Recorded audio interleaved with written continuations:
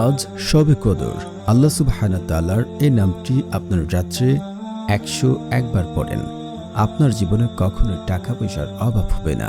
আল্লাহ রাব্বুল আলামিন আপনাকে এত ধন সম্পদ, এত টাকা পয়সা দান করবেন যা আপনি কোনোদিন চিন্তাও করেননি, কল্পনা করেননি, এবং টাকা পয়সা রাখার জন্য করে জায়গা খুঁজে পাবেন না ইনশাআল্লাহ। আজকের এই আমলটি বহুবার পরীক্ষিত আমল। আজ পর্যন্ত এই আমল করে কেউ ব্যর্থ হয়নি। যদি আপনারা সঠিক নিয়ম মেনে সঠিক পদ্ধতিতে আমল করতে পারেন, আল্লাহর কসম করে বলছি আপনি আল্লাহ তাআলার কাছে যা চাইবেন তাই পাবেন।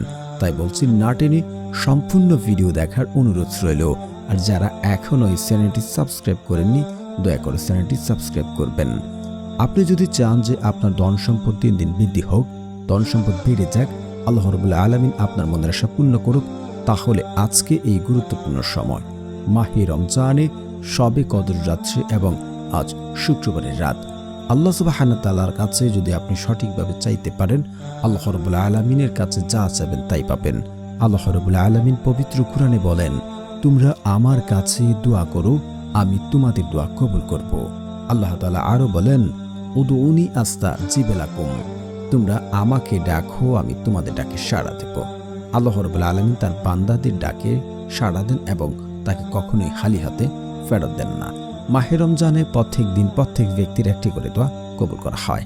আর যেহেতু জুমার রাত, আল্লাহ রাব্বুল আলামিন প্রত্যেক ব্যক্তিরই দোয়া কবুল করবেন ইনশাআল্লাহ, যদি তারা শর্তটি ভালো করে মেনে আমল করে।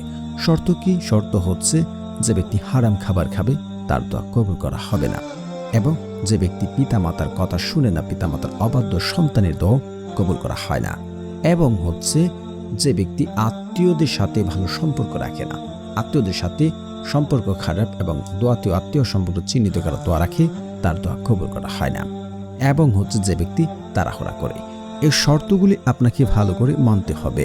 মেনে আপনি যদি দোয়া করেন, আল্লাহর কসম করে বলছে আপনার দোয়া কবুল হবে। এখন কথা হচ্ছে, তাহলে আমলটি কিভাবে করব? আমলটি করার জন্য মাহে রমজানে যেহেতু শবে কদর রাত্রে আমরা আমলটি করব। প্রথমে ভালো করে উযু করে নেবেন। উযু করে আপনারা একটি জায়নামাজ বিছিয়ে আপনার অবশ্যই তাহাজ্জুদের নামাজ রাত্রে পড়বেন, এবং রাত্রে আপনার এশার নামাজের পর শবে কদরের কিছু নামাজ পড়ে এই নামটি এভাবে আমল করবেন। উযু করে একিন এবং বিশ্বাস রেখে কায়ম অনুবাক্যে কান্নাকাটি করে আল্লাহ তাআলার কাছে দোয়া করতে হবে, এবং আপনার অবশ্যই ইস্তেগফার পড়বেন দ্রুত দোয়া কবুল হওয়ার জন্য। আপনারা 100 বার ইস্তেগফার পড়বেন, আস্তাগফিরুল্লাহ আস্তাগফিরুল্লাহ আস্তাগফিরুল্লাহ। তারপর আপনারা পড়ে নেবেন দুরূদ শরীফ, কারণ দুরূদ বিন দোয়া কবুল করা হবে না, সেটা আসমানে গিয়ে ঝুলন্ত অবস্থায় থাকবে।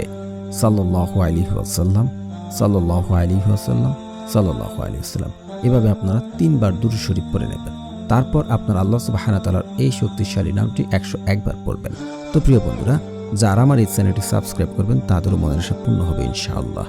আল্লাহ তাআলার সেই শক্তিশালী নামটি হচ্ছে ইয়া মুজিবু ইয়া মুজিবু ইয়া মুজিবু। একিন এবং বিশ্বাস রেখে 2 হাত তুলে কায়ম অনুবাক্যে কান্নাকাটি করে দোয়া করেন, ইনশাআল্লাহ ফলাফল পাবেন।